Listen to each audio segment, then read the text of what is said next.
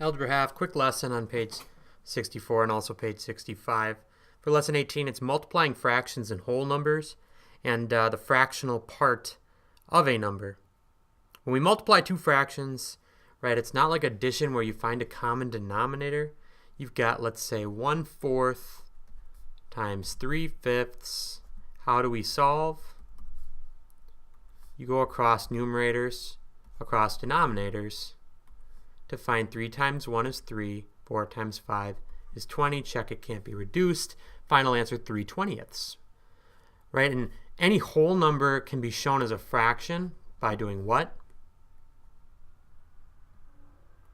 Giving it a denominator of 1. So if I wanted to multiply by a whole number and not a part of a whole, let's say 1/4, I can have numerator denominator like I had by putting a denominator of 1 for the whole number. What's that going to come out to, by the way? 4/4.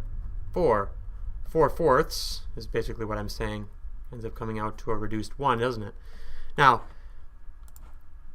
after you've done enough multiplication, you maybe don't need to show the denominator of 1, right? If you see 1/4 times 4, you might just go, well, I know multiply the numerator to be 4, and I know this denominator is going to be 1, so it never changes. And you never even show the denominator of 1. Okay? And that's fine. If you have trouble deciding whether to multiply the numerator or denominator by the whole number, change the whole number to a fraction, make it clearer. But you don't have to show that if you don't want. Now, what if I want to find the fractional part of a number? We're going to show this as f times a equals b someday, which maybe doesn't mean a lot to you yet. And eventually, percent times a number is a number. But for now, let's just talk about what this word of means in math speak. Have we talked about this before? Of equals, put this in your math notes, please.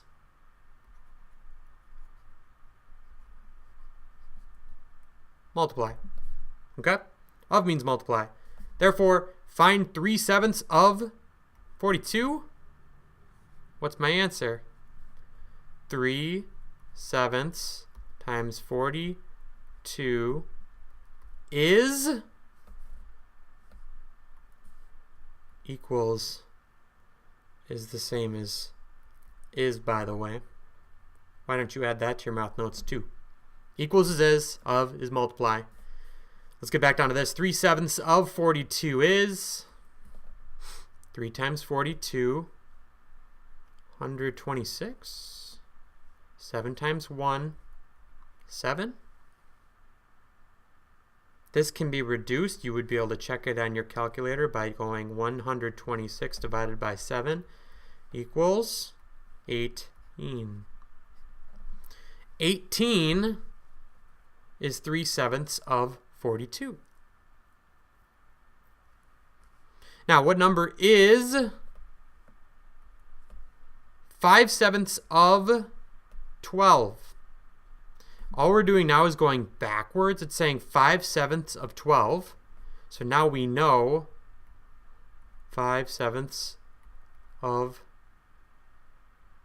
12.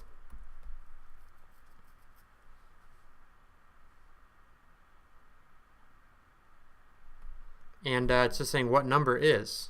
Instead of saying find, it's not even backwards. It's really just doing the same thing. Fractional part of a number, in this case, the whole number 12. 5 times 12 is 60, right? 5 times 10 is 50. 5 times 2 is 10. 50 plus 10 is 60 is how I do that mentally. Divided by 7. That cannot be reduced. How do I read this fraction?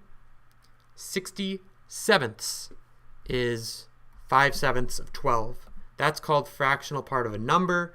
We'll get to these when we start doing more of this and we start messing around and taking out the p or the a or the fraction, right? We could tell you things without knowing this. As long as we know this and things like that, it'll get real fun. But for now, that's all you need.